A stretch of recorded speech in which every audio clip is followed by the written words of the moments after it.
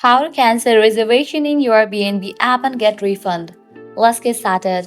Launch your Airbnb app. Make sure you have already logged into your account. You will land to the Explore page. At the bottom, you're going to find different options. Head over to the option of trips.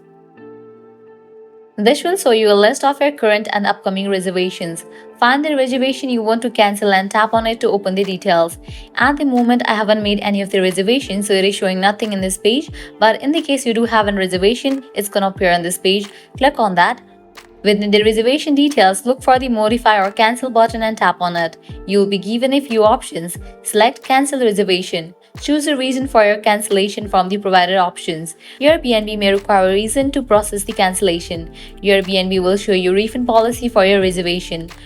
Review this information carefully to understand how much you will be refunded. If you agree with the refund policy and cancellation terms, tap Confirm to cancel the reservation.